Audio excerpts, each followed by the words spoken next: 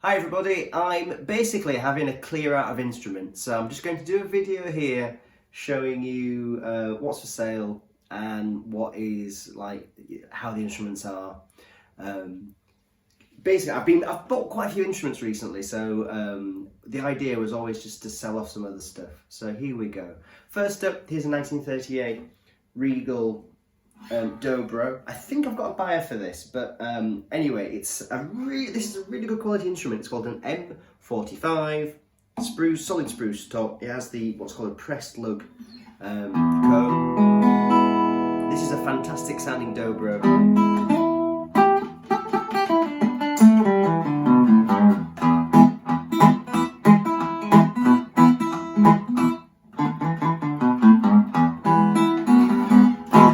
So I think this is going to be somewhere around 2,000 and a bit, maybe £2,200.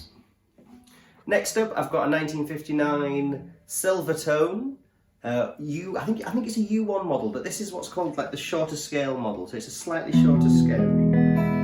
And these are made by Danelectro.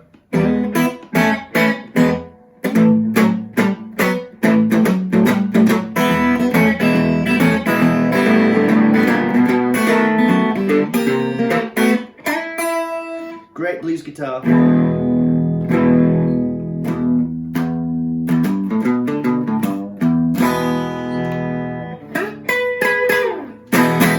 Basically, I want the black one with the long scale neck and the two pickups. I'm looking for one of those, so this has to go. I think I'm going to be looking about, where is it? I've written it down. Somewhere around 850, I think. Next up is a 1964, what's called an airline Vagabond. These were made by Valco, who are the national kind of company. It's fiberglass. It's kind of cool.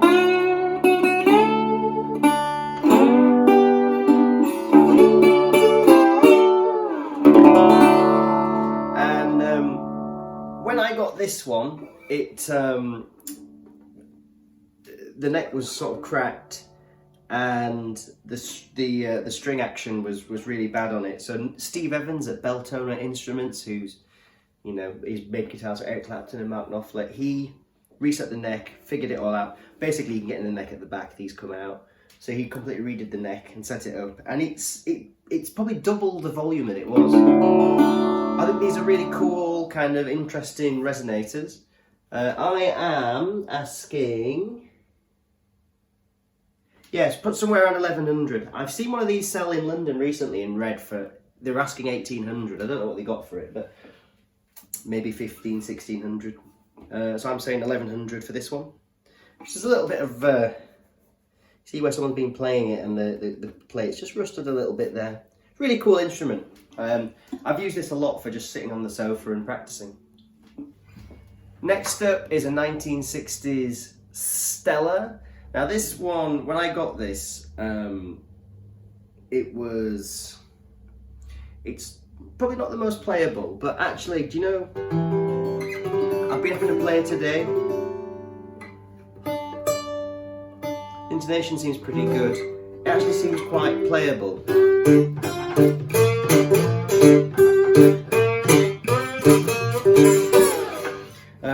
But what it is with this one, you might see that, and this often happens with these, the tops kind of sink a little bit. I'm going to say 175 on this, and it's playable as it comes, there's no case. You could probably, you could probably think about getting this rebuilt for maybe £300, and then it would be a very solid, really cool little kind of guitar, maybe a travel guitar, maybe a gigging guitar, or just a really cool thing. So next up is this Ozark Resonator.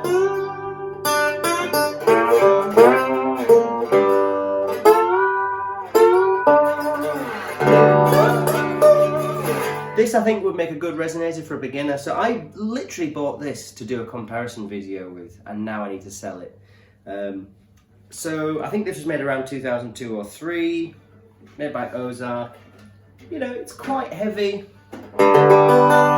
It's got a kind of, you know, the Resonator sound. It's quite a reverberant guitar.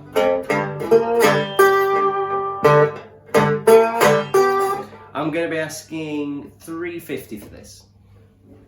Next up, we have, this is a 1990s Japanese-made Fender Strat. It's a 62 reissue.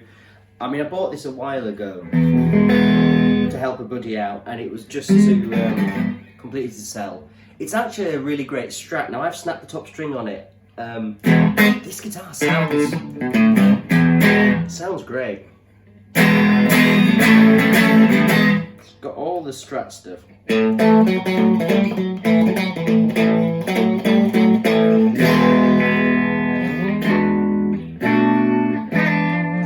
The reason I didn't change the string on it is it's quite low, but it's quite rattly. I think this guitar was in a case for a long time from the guy I bought it off, and I think it could probably just do with a setup. And I was going to take the guitar and get it set up, but then because I always knew I was going to sell it, I just thought it's probably better that the person that does this does it to their spec.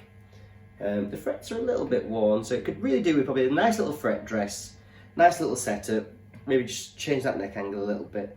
This is a great guitar. I mean, I was quite surprised today when I was researching. These are selling for sort of about over £1,000 now, these Japanese Fenders. So what am I saying? I can't remember. Yeah, I'm saying $950 to allow you a bit of money to get a little setup done on it. Spend maybe 150 quid. Next up is a 1929 National Triolean Mandolin.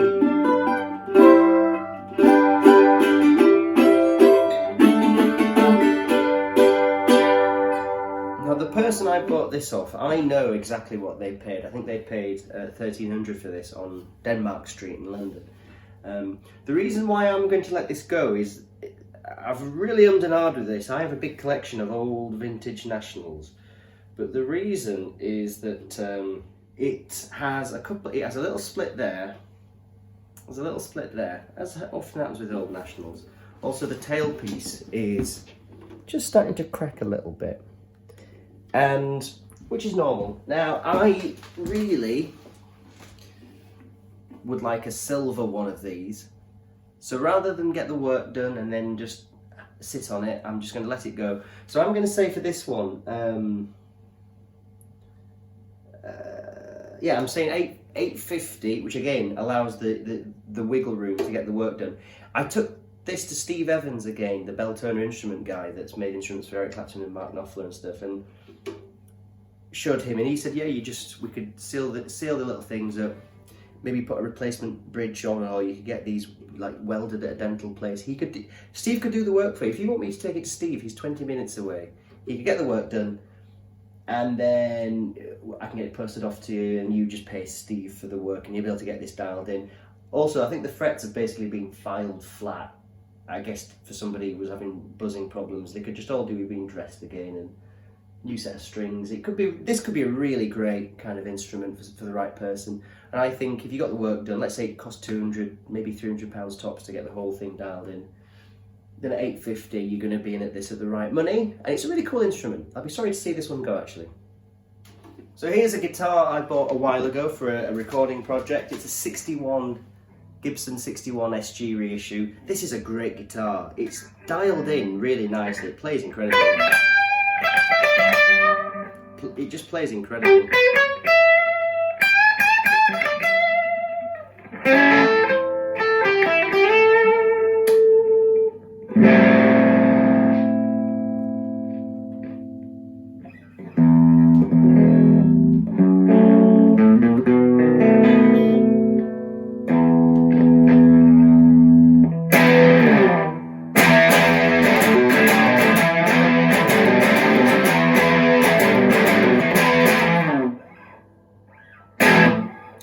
So yeah, this is a great guitar.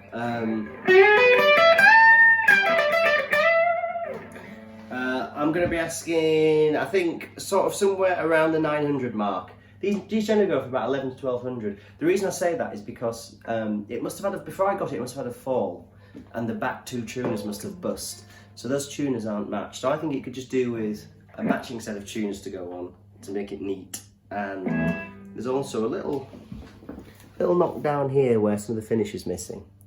So I think you could do one of those drop fill things where they get super glue and they tint it and they drop it and then they sand it flat and then they polish the whole area, and you'll be able to basically almost invisibly get rid of that. And it would make for a very nice, tidy little rock and roll machine. Next up is a ukulele. This is one of the instruments that's making way for one of the new instruments I bought. I recently bought a Ludwig Banjolele, which is my dream Banjolele. So now this has to go. So what is this? Well, this was made by Kemptone, which was a guy called Kemptone in the 1970s, I think 74, 75. And he made two for the film Bugsy Malone in gold. This ended up being owned by a guy called Alan Randall, who was a George Formby impersonator that did like Royal Variety Command performances and things. So he owned this for a long time. I've got sort of the provenance, even though it was ripped up by one of my kids, I've got the provenance all stuck together in the case. But basically this is the kind of George Formby-esque kind of thing.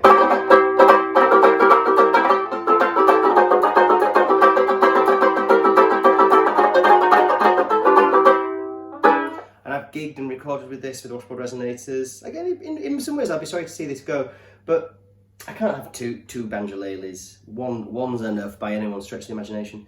This one it's got very new, the vellum's basically new on it. Again, Steve Evans did the setup work on it for me. He just dialed it all back in to get ready to sell. It's a very, very, very nice, comfortable, high quality, British made, bespoke instrument that's very unique and very high quality. Well, while we're on the subject of instruments that are going to get replaced, I recently bought a 1910 Vega banjo, which is the dream banjo I've always wanted. So this beautiful British 1920s Barnes and Mullins banjo has to go now. Oh yeah, by the way, this, I'm asking 600 for the Kemptone Banjolele.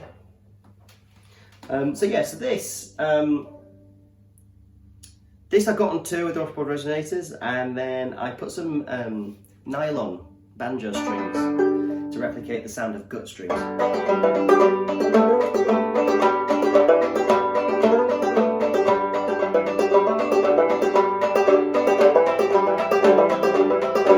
It's a lovely little banjo. I've recorded with this. Again, this is one that, in some ways, I'd be sorry to see go. It's a really nice instrument, but I just can't warrant having so many instruments, especially when I've basically bought the best of the best. So I'm going to start at $450 on this one. It's got a very nice padded soft bag. A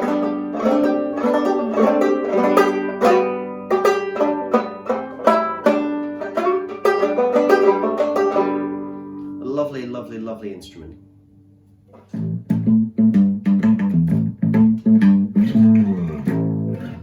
So what we have here is a Squire 50s P-bass reissue. I bought this because I have a real 1952 Fender Precision, and I've always liked the Sunburst ones. I got this to really just try and compare. It came up on Facebook Marketplace for not a lot of money, so I bought it just to try.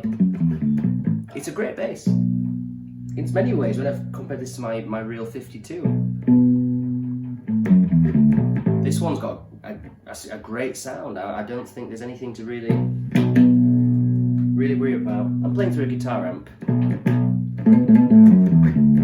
But yeah, so basically it's a really cool little bass. If you want to get into a bass for cheap, vintage, you're doing vintage stuff, you're doing rock and roll, country and western, or whatever, you want something a bit kind of era correct. This is really cool. Looking today, these seem to sell for about £340 new. This one's brand new, there's not a mark on it. So I'm going to say somewhere around 300 if you want this very, very, very nice bass.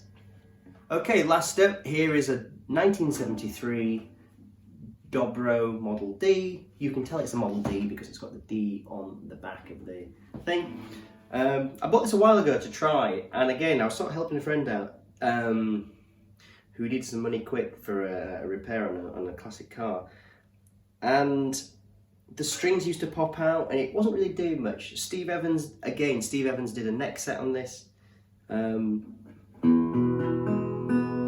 I recently gave it a polish and I put some new strings on.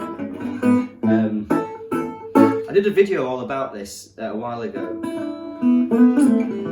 I said it's, I mean, probably 2 years ago now, and I said it's for sale, and I've had a few people email. I've got a guy at the moment who I'm going to talk to tomorrow about this, tomorrow morning. So a few people have got kind of close to it. I've not been in a rush to sell, but I do need to start clearing some house space and get ready to move. So yeah, I think this is really an interesting instrument. I think these 70s Dobros, there were still two of the Dupira brothers in charge of the company. They're very idiosyncratic.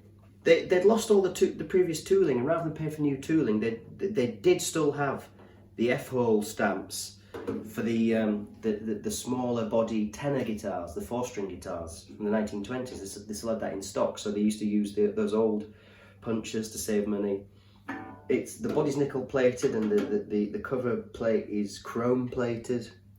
It's like, why would you do that? But they did.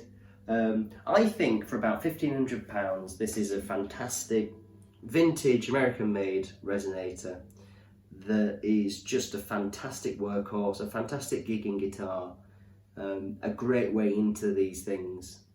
And I think this is something that you probably buy, use for a year or two. You'll always get your money back on it, and then you might get into perhaps the next step up might be a genuine old National or something similar. Or a Mule or a Beard or whatever you fancy, or a modern NRP, National Resophonic guitar. I like this guitar. It's got quite a nice bassy response. It's got quite a lot of reverb. I actually put a little piece of cloth at the back just to quieten down some of the overtones. Very enjoyable guitar. So there you go, everybody. If you'd like to get any more information about these, just you could drop a comment. You could contact us. The best thing is find us on Instagram or Facebook. Send us a message. Everything must go because I'm trying to have a clear out in the house at the moment, and so hence why I'm buying better quality instruments. I want to own fewer things, but just better quality generally. And so this stuff has to make way. There might even be some more. Who knows? So thanks everybody, bye-bye for now.